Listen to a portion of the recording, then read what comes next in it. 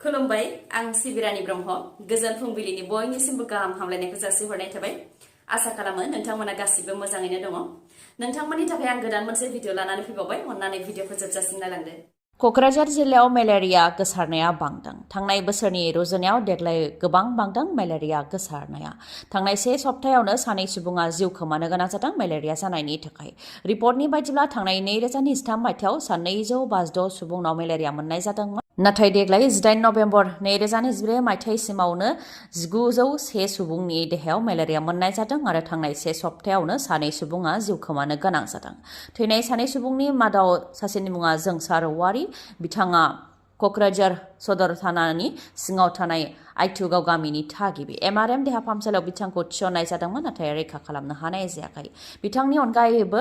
4 बोसोर बैसोनि सिबानि मनगिरि बिथाङाबो जिउ खोमानो गोनां जादों भुटाननि सारफां देहा फाहामसालियाव बिथांखौ थिसननाय जादोंमोन नाथाय रैखा खालामनो हानाय जायाखै बे बोसोरावनो अदेबानि 2024 मायथाइनि 18 नभेम्बरसिमावनो सा 1901 सुबुंनि देहायाव मेलेरिया मोननाय जादों गुबुननि जानानै आनजाद हैनो थांनानै साद'आ हमजादों बाक्सानि बरबरि थानानि पुलिस बादायाव पुलिसनि साख्रियाव थिसननो थाखाय आनजाद खुंनायाव साद'आ हमजादों गुबुननि आनजादखौ होनायनि दायाव 3rd आसाम पुलिस बेटालियन जरहाटआव साख्रि मावनायजों लोगोसे गासै साद' हमजादों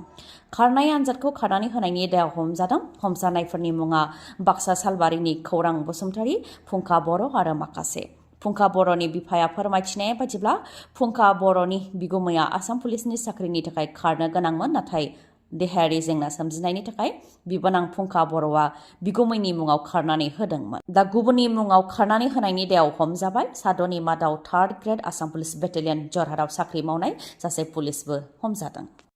आसाम आयेन आफादनि बुंथिगिरि बिस्वजित दैमारिनि नाजानायाव डिमापुराव कचारी राजाया बानायलांनाय खुन्थियाखौ आसाम आयेन आफादनि लांगोनायाव गायसनफैनाय जाबाय आसामनि जारिमिनाव थानाय लंथाइ खुलि आरो बायखोन्दा नेरसोनफोरखौ रैखाथि होनो थाखाय आरो सुबुंफोरनो मिथिहोनो थाखाय आसामनि गिबि मन्थ्रिजों सावरायबाय थानाय जादोंमोन होननानै फोरमायथिदों बिस्वजित दैमारिया बे लेखायै डिमापुराव कचारी राजाया बानायलांनाय खुन्थिया आरो कामाख्यायाव नरखासुर राजाया फुजा होग्रा स्ट्राक्चारखौबो आसाम आयेन आफादनि लांगोनायाव गायसनफैनाय जादों होननानै फोरमायथिदों मैयानि सानाव मोनसे मेहेरगोनां हाबाफारि लानायनि गेजेरजों बेफोरखौ आसाम आयेन आफादाव बेखेवनानै होदों बे हाबाफारियाव बाहागो लानानै जारिमिननि सायाव माखासे खोथा फोरमायथिदों बिस्वजित दैमारि बिथाङा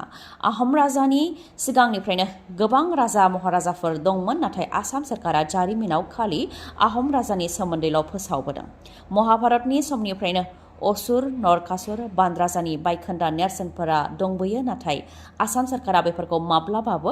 रायखांबोआखै आरो रैखाथि होनो राहा लाबाखै होननानैबो बुंथिबावो बिथाङा बै समनि बोखावजायै आसाम नागालेण्ड अरुणाचल प्रदेश मेघालय सोनाब बंग सिलिगुरि नेपाल बैफोर ओनसोलफोराव बर' बा मेसफोर दंमोन आरो बिथांमोना कच रायजो खुंदोंमोन नाथाय जारिमिननि बाथ्राखौ रावबो रैखाथि खालामनो नागिरा होननानैबो बुंथिबावो बिथाङा 2025 मायथाइयाव जानो गोनां BTC बिसायख'थिखौ लानानै जानजि खाफ्रानाया जागायहांबाय 2025 मायथाइयाव BPFनि सोरखार फैयोब्ला खामला मावनानै जाग्रा सा 80,000 सुबुंफोरनो 5,000 राङै होनो रादाय होदों हाग्रामा महिलारिया मोनफ्रोमबो बियाबाव सा 2,000 खामला मावग्राफोरनो 5,000 राङै होनाय जागोन आरो 5 बोसोराव मोनफ्रोमबो बियाबाव 10,000 खामला मावग्राफोरनो बे मुलाम्फाखौ होनाय जागोन होननानै रादाय होदों हाग्रामा महिलारिया बिथाङा बुंथिबावदों दि प्रमद बर' बायदि जानला मोनला खोथा बुंनानै जेबो मुलाम्फा गैया जों जेसेबां हायो बेखौनो होनो बुंदों होननानै बुंथियो आरो सोरखारि अनसुंथाइ मोननो थाखाय आसाम सरकार बा भारत सरकारा जेरैबायदि फोरमान बिलाइफोर नागिरो बा बियो बेबायदि BPFआ नागिरनाय नङा बा बिनाय नङा 2005 मायथाइनि भटार लिस्टआव मुं थानायानो बेफोर मुलाम्फाखौ मोननो हागोन आरो बिथांमोनहानो मुलाम्फायारि जागोन होननानै बुंथियो हाग्रामा महिलारिया बुहुमनि माहाजोनसिनि मादाव सासे आदानि ग्रुपनि चेयारमेन गौतम आदानिनि हेंथा गंसे बिजिरसालिया चार्ज होदों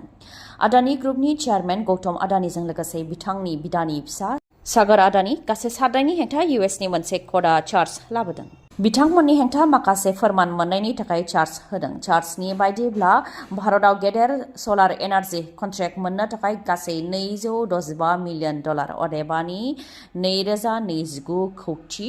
रां बिथांमोनहा भारतनि गुबुन गुबुन अफिसियेलफोरनो होदों 2020-24 नि गेजेराव गौतम आदानि आरो सासनि गासै 7 बिथांमोनहा बेबायदि गेदेर रां होनानै फालांगिखौ आदाय खालामदों। US इनभेस्टर आरो फाइनान्सियेल इनस्टिट्यूशनफोरखौ मिथिहोआलासे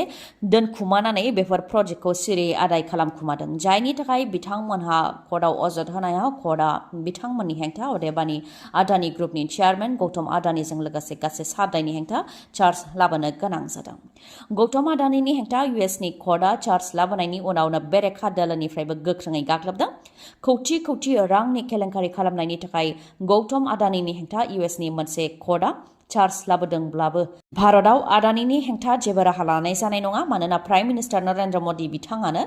रैखाथि होगासिनो दं होननानैबो बुंथियो राहुल गान्धीआ, जेरावनाखि भारतआव 10 कौटि 15 कौटि रांनि थाखायनो गिबि मन्त्रि आरो गोबां सुबुंफोरखौ एरेस्ट खालामनाय जायो बा हमनाय जायो, नाथाय आदानिया 2000 कौटि रांनि बांसिन केलेंकारि खालामदों। अब्लाबो बिथाङा भारतआव उदाङैसो गिदिंगासिनो दं। बिथांखौ मानो एरेस्ट खालामनो हायाखै बेखौ लानानैबो सोंथि खालामो मिरु कंग्रेसनि दैदेनगिरि राहुल गान्धीआ।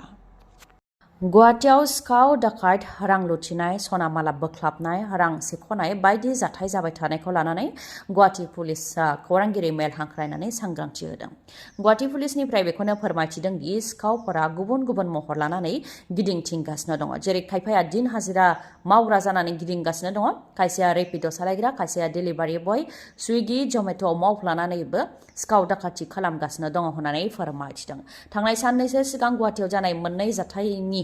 सिखावाबो सुइगियाव डिलिभारि बय हिसाबै खामानि मावग्रामोन होननानै फोरमायथिदों आरो सानैबो ड्राग एडिक्टेडमोन होननानै फोरमायथिदों। मोननै जाथाय जानायनि मादाव पुब सरनियायाव मबाइल सेख'नाय जाथाय जादों आरो राजगड़आव खोमानि सना सेख'नायजों लोगोसे गोदोनानि माला सेख'नाय जादों। देगार दिन्थिनानै दुथांफोरा बेबायदि खामानिखौ मावदों आरो नायबिजिरनायनि उनाव बेखौनो हमनो हादों। सानैबो दुथाङा सुइगियाव डिलिभारि बय हिसाबै खामानि मावो आरो सानैबो ड्राग एडिक्टेड होननानै फोरमायथिदों। बेनिखायनो सांग्रां जानो थाखाय खावलायदों आरो सिखाव दाखाथिफोरा गुबुन गुबुन महर लानानै गुवाहाटीआव गिदिंथिंगासिनो दं होननानैबो सांग्रांथि होबावदों गुवाहाटी पुलिसआ। बासखौ सामलायनो हायैयाव बास बेलथायनायनि थाखाय 7 सुबुङा जिउ खोमानो गोनां जादों आरो 12 गोब्राबै जोखोम जानो गोनां जादों। झारखन्डनि हाजारीबागआव जादों बे जाथाया। फुंनि 6:30 समावनो बे गिख्रंथाव जाथाया जानो मोन्दों। कलकातानिफ्राय पाटना फारसे थांबाय थानाय समावनो नेशनेल हाइवे 2 आव हाजारीबाग गरहार पुलिस थानानि साखाथियावनो बासआ बेलथायदों। बासआ लामाखौ सोलायनो नाजादोंमोन, नाथाय जोबोद गोख्रैथिजों खारनायनि थाखाय बासखौ सामलायनो हायाखै, जायनि जाहोनाव बासआ बेलथायदों आरो बास बेलथायनाय लोगो लोगोनो 5 सुबुङा जायगायावनो जिउ खोमानो गोनां जादों आरो 2 देहा फाहामसालियाव जोबथा हां लाहैदों। ओजोंहाय 12 गोब्राब थासारियाव देहा फाहामसालियाव फाहामथाय लागासिनो दङ। नोंथांनि मेगनाव जेंना जादों नामा? जुदि जेंना जादोंब्ला आरो नोंथाङा मेगननि मोजां डक्टर नागिरदोंब्ला नोंथांनि थाखाय मोजां खौरां। बङाइगावनि आइ हस्पिटालाव फैगोन सिनियर आइ स्पेशलिस्ट डक्टर प्रबिन बसुमतारी।